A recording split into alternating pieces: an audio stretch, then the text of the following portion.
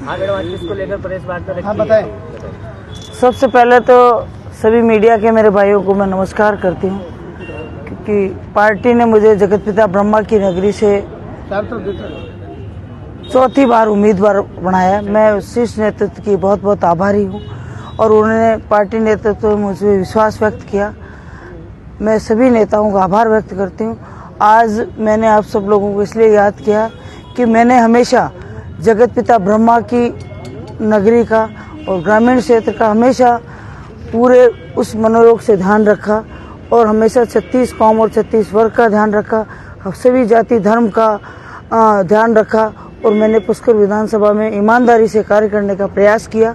चाहे मैं पद पे रही या नहीं रही, 10 साल से मैं विधायक नहीं हूँ, फिर भी मैंने हर गांव डाणी हर जाति धर्म के साथ लगकर उनके दुख दर्द में शामिल होने का, उनके हर चीज़ में शामिल होने का प्रयास किया।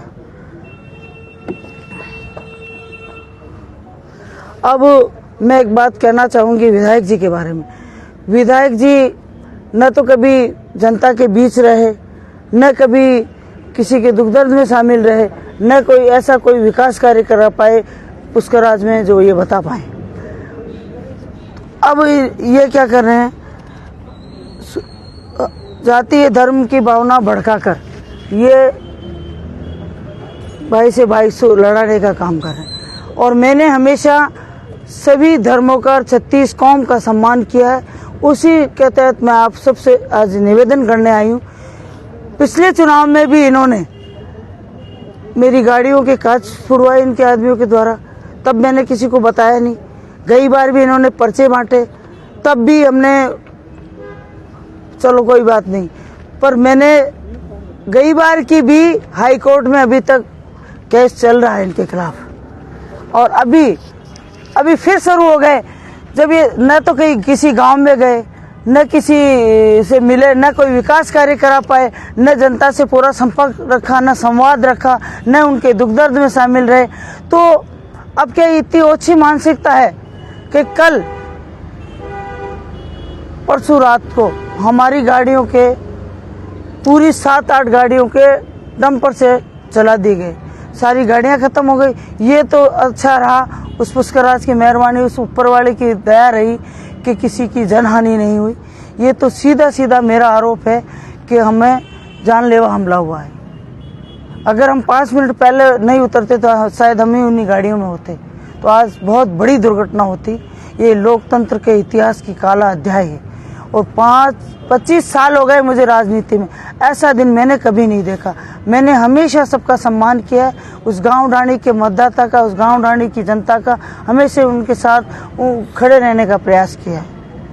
अब वापस पर्चे चालू हो गए इनके, क्योंकि जब कुछ काम नहीं करता, जनता में विरोध होता है, गाँव में लोग जनता सवाल पूछती है, तब ये क्या करते हैं, या तो पर्चे बांटो, या लोगों को भड़काने का काम करो, या फिर सामने वाले प्रत्याशी पर हमला कराओ। ये करने का काम इनके लोग किया जा रहा है। अब ये देखो, कल ये पर्चे बंटे, अब मैं करेंगे ना, शिकायत भी करेंगे। आज प्रेस कॉन्फ्रेंस करने का मेरा मकसद भी यही है, क्योंकि अब जनता इनको समझ चुकी है, जनता इनको जवाब दे रही और जनता इनसे सवाल भी पूछ रही है, आपने क्या किया 10 साल।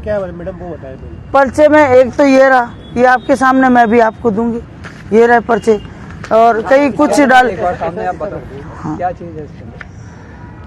दिखा दो सामने। मैं दिखाती हूँ, भी दिखाती हूँ। आम पब्लिक में बांट रहे हैं लोग। आप थोड़ा चारों तरफ देखते रहे, बोलते भाई गर्दन घुमाते रहे।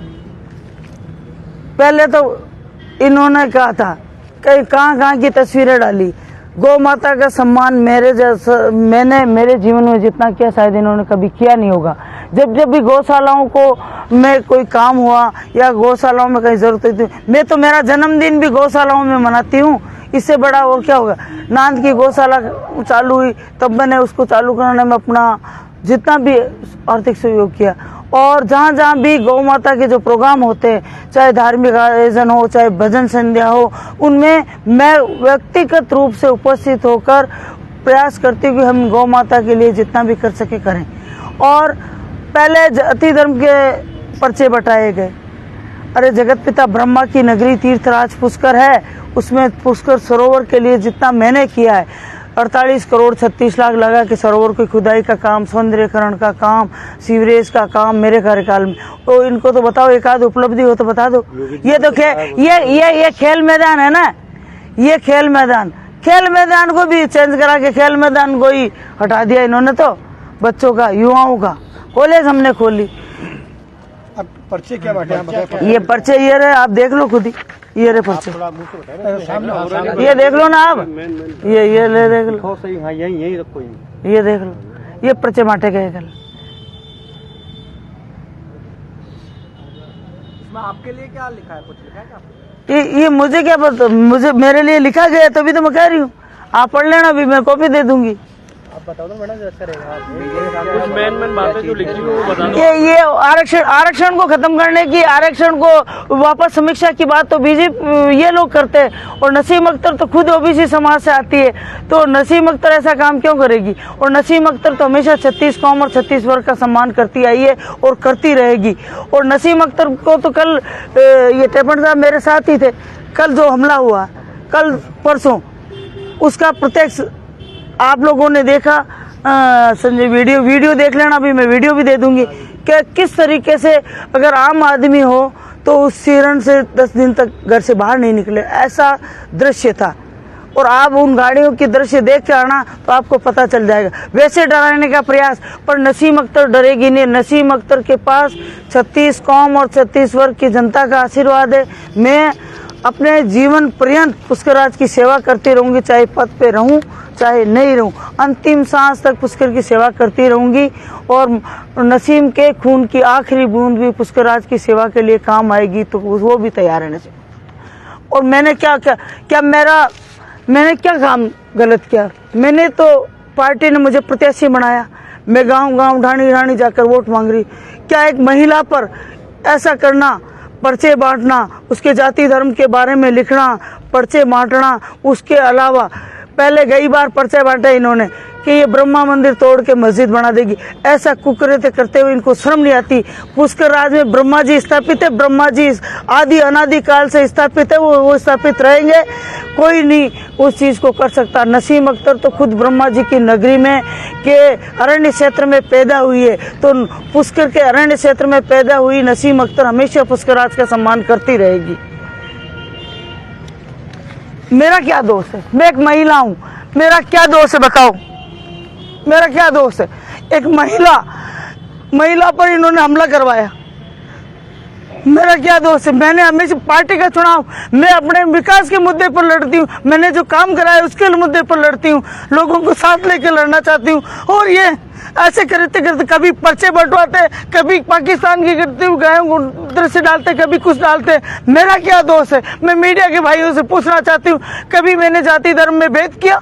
मैंने हमेशा 36 कौम को लोगों को साथ लेकर काम करने का प्रयास किया। और इन्होंने हमेशा मेरे साथ ऐसा, जब ये चुनाव हार की बौखलाहट दिखती है ना इनको, तब इस हथकंडे अपनाते। इनको विकास के नाम पर वोट मांगने चाहिए, अपनी पार्टी के नाम से वोट मांगने चाहिए।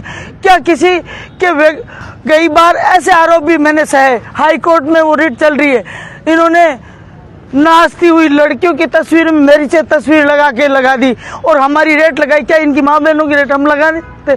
वो चीजें मैंने सहन की है। अगर कोई महिला होती ना, नसीम अख्तर को एक ऐसा कोई भी आरोप लगा दे तो नसीम अख्तर राजनीतिक संन्यास ले लेगी, पर एक महिला पर ये इतने गलत तरीके से जो कर रहे हैं ना, जनता भी सहन नहीं करेगी तो भगवान भी इनको कभी माफ नहीं करेगा। मैं तो 36 कौम की जनता से अपील करना चाहूंगी, नसीम अख्तर आप सबके साथ खड़ी है, 36 कौम और 36 वर्ग का हमेशा सम्मान करती आई है। उसी सम्मान के नाते कांग्रेस पार्टी ने उम्मीदवार बनाया और मैं आप सबसे अपील करना चाहूंगी कि हमने जो विकास कार्य कराए उन विकास कार्यों पर वोट डालो। प्रदेश में कांग्रेस की सरकार ने जो घोषणा पत्र जारी किया उसके तहत 7 गारंटियां सरकार दे रही है, चाहे 25 लाख का दुर्घटना बीमा 50 लाख का कर देगी, महिला बहनों को 10,000 खाते में डालेगी और 2 रुपए किलो गोबर खरीदेगी। यहाँ तक आरटी के माध्यम से 12वीं तक बच्चों को प्राइवेट स्कूलों में एजुकेशन फ्री दी जाएगी, लैपटॉप दिए जाएंगे और ओपीएस का कानून बनाया जाए, ओल्ड पेंशन का कानून बनाया जाएगा। तो ये इन मुद्दों पर हम चुनाव लड़ रहे हैं। आपने कोई मुकदमा दर्ज कराया? सब कराए, अब हमारे ब्लॉक अध्यक्ष ने कराए। तो कि ये क्या महिला का चुनाव लड़ना क्या अपराध है? पार्टी हमेशा हमारी कांग्रेस की पार्टी हमेशा महिला का सम्मान करती है और इन्होंने पिछले 3 टाइम से जो मेरे साथ किया है, अब मैं ये कह सकती हूँ कि काट की हांडी बार बार नहीं चढ़ती। जनता जान चुकी है और इनका चेहरा लोगों के सामने आ सका। न ये जनता का कोई विकास करा पाए, न कोई जनता से संवाद रख पाए और न कोई और कुछ ऐसा कर पाए, न कोई एक ऐसा डेवलपमेंट का इनके शासन में। ये भी तो बीजेपी की सरकार में संसदीय सचिव थे, कुछ एक आध उपलब्धि पुष्कर के लिए बता पाए। पर नसीब अख्तर जब बताने लगी कि 48 करोड़ 36 लाख के रुपए सरोवर की खुदाई का काम, अभी 11 करोड़ सीएम साहब से लाकर सरोवर में गंदा पानी चल जा रहा था, उसके लिए काम चल रहा है। पुष्कर में तहसील, पुष्कर में एसडीओ, सीएससी, पीएचडी सारे, और रूपनगढ़ में तहसील, एसडीओ, कॉलेज, सब काम हमने कराए। मैं विकास के मुद्दे पर वोट मांग रही हूँ, सभी जाति धर्म के साथ लेकर वोट मांग रही हूँ, 36 कौम को साथ लेकर चल रही हूँ। मेरे साथ अन्याय होगा तो मैं ये कहूँगी, पुष्कर की जनता से अपील करना चाहूँगी कि विकास के नाम पर वोट दें और इस बेटी और बहन को आशीर्वाद देकर पुष्कर की फिर से विधायक बनाए ताकि हम लोग सेवा कर सकें। और मैं पुष्कर की जनता से अपील करना चाहूँगी कि नसीम अख्तर ने हमेशा एक बहन बेटी के रूप में 36 कौम को साथ लेकर सेवा करने का प्रयास किया। तो मैं कहना चाहूँगी इन लोगों के बहकावे में नहीं आए और नसीम अख्तर हमेशा। मैडम एक चीज बताएं कि पिछली बार सोशल मीडिया में जो कुछ हुआ था और इस बार भी आपको जैसे कि आशंका लग रही है। आशंका नहीं कर रहे हैं भाई। तो नहीं, आप सुनिए कि आप चुनाव आयोग को या किसी प्रशासनिक बॉडी को आप कोई आज मैंने शिकायत की है? आज मैंने आप लोगों को बुलाया। लोकतंत्र मीडिया का लोकतंत्र का चौथा स्तंभ है मीडिया। मैं आपसे भी अपील करना चाहूंगी कि आप लोग भी जो सच है उसका साथ दें। तो मुकदमा तो और मुकदमा हमने करवा दिया, कल मुकदमा भी करा दिया। आज मैंने पहले आपको बुलाया, हम चुनाव आयोग में जाएंगे, जिला निर्वाचन अधिकारी कलेक्टर महोदय से भी मैं खुद व्यक्तिगत रूप से मिलकर अपनी शिकायत दर्ज कराऊंगी और मेरे वकील साहब ने एसडीएम साहब को ये पर्चे देके कल परसों शिकायत दर्ज करा दी। अब मैं इनको बेनकाब करूंगी। मैं गांव ढाणी जाकर अपील कर रही हूँ, ये झूठे पर्चे बांट रहे हैं, इन पे सावधान रहें, ये जाति धर्म के नाम पर लड़ा रहे हैं। नसीम अख्तर तो कई 36 कौम के आस्था स्थलों को, धार्मिक स्थलों का सम्मान करती है। नसीम अख्तर तो टिकट मिलने से पहले जगत पिता ब्रह्मा की नगरी तीर्थ ब्रह्मा जी का आशीर्वाद लिया, तेजा जी का आशीर्वाद लिया, देवनारायण मंदिर भी गई, गरीब नवाज के भी गई। मैं तो सभी धर्मों की, सब धर्म मेरे हैं, ये कह सकती हूँ। तो मैं आप सबसे अपील करना चाहूंगी कि विकास के नाम पर वोट मांगे और सभी धर्मों को साथ लेकर वोट मांगे, अपनी पार्टी के वोट मांगे, लोगों से अपील करें, जनता से अपील करें। ये तो जनता तय करेगी। इस बार जनता इनको आईना दिखा चुकी है और दिखा देगी। काट की हांडी बार बार नहीं चढ़ती, बार बार अब जनता इनके झांसे में नहीं आना चाहेगी। मुकदमे में क्या है, आपने क्या मैं कॉपी दे दूंगा, आप बताओ तो ज्यादा बेटर रहेगा। मीडिया है, कॉपी तो हाथ में आएगी, हाथ में आ जाएगी, अभी दे दूंगी मैं आपका कॉपी। अच्छा, ये बताएं, एफआईआर में क्या सुरेश रावत जी का नाम है? वो तो वकील साहब बता। एफआईआर में जो आपने दर्ज, वो तो अभी हमने एफआईआर दर्ज करी, मौके पर पुलिस को बुला दिया। ये पुलिस अनुसंधान कर रही है। पुलिस ने ड्राइवर को भी पकड़ा और यहाँ डंपर भी आरोप लगा रहे विधायक जी पे, नामजद मुकदमा दर्ज किया उनके खिलाफ। वो देख लेना अभी आप। नहीं, आपने शिकायत दी है, उसमें तो शिकायत दी है तो वो पुलिस प्रशासन खुद मौके पर आया था और डंपर खुद लेके आया है।